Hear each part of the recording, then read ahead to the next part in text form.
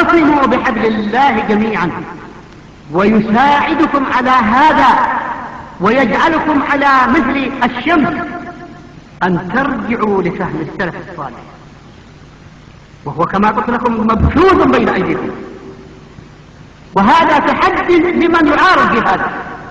نحن نتحدى أهل البدع والأهواء، أهل البدع العقائدية وأهل البدع السياسية. نقول بيننا وبينكم السلف، بيننا وبينكم الكتب. كان أحمد يقول البدع بيننا وبينكم الجنائز، ونحن نقول ذلك ونقول بيننا وبينكم الكتب. الكتب موجودة.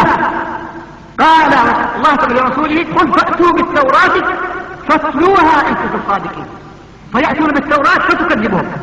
وهؤلاء نأتي بكتب السلف، نأتي بالقرآن، نأتي بالسنة، نأتي بكتب البخاري ومسلم وأبو داود والترمذي والنسائي وما ألفه أحمد وما ألف غيره، نأتي بها. ومن هو على طريق هؤلاء ومن ينابذهم ويخالفهم؟ كما تحدى الله اليهود أن يأتوا بالتوراة فجاءت التوراة فضعتهم، نحن نتحدى هؤلاء أن يأتوا بكتب السلف لتفضح المبتدع منا أو منه، وتبين من هو المنحرف، أنحن أم هم؟ هل يستطيعوا أن يتحدونهم؟ هل يستطيعوا أن يفتحوا أفواههم بمثل هذا الكلام؟ نحن نملأ أفواهنا بكل شجاعة، نتحدى كل من يقول إننا على خلاف منهج السلف الصالح. نحن والله ندعو إلى منهج السلف الصالح، إلى كتاب الله وسنة رسول الله عليه الصلاة والسلام، ونحتج في عقائدنا وعبادتنا ومواقفنا من الحكام والمحكومين والجماعات والفرق على كتاب الله وعلى سنة رسول الله صلى الله عليه وسلم. أما الآخرون فعلى الحيل وعلى التلبيس وعلى الضحك على الذقون كما يقال. والله لن تجد عندهم إلا الحيل والتلاعب بعواطف الشباب. الآن لماذا تمزق الإعلانات؟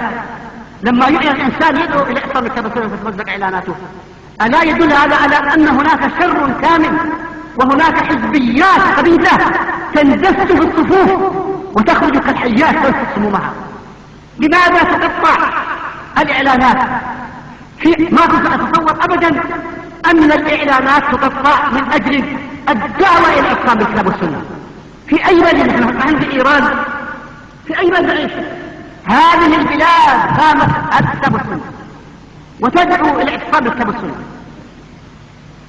فمن هؤلاء الذين يصدقون الإعلانات؟ على أي دين وعلى أي منهج؟ وما هي عقائدهم وما هي منهجهم؟ لماذا يدسون في الجحور؟ لماذا يختفون؟ لو سألت أحدهم أنت على منهج يقول لك أنا التلفزيون كذب النزور. لماذا تقطع الإعلانات يا أخوان؟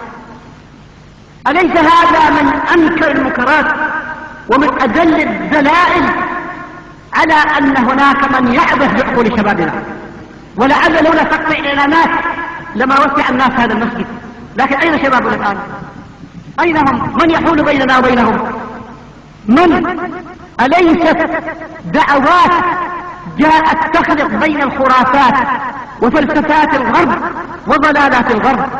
والله كتبهم تنضح بالبدع والضلالات والفلسفات الخبيثة المناهضة لدعوات الرسل الكرام عليهم الصلاة والسلام، ويطرحون هذه الفلسفات والبدع والضلالات لشبابنا على أنها هي الإسلام، وأن الدعوة السلفية ما تسوى الآن، وأن كتابات ابن تيمية لعصور مضت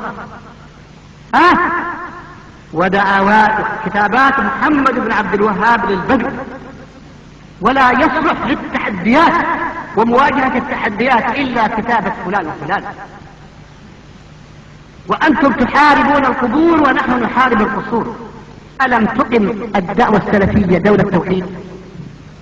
قامت دولة توحيد.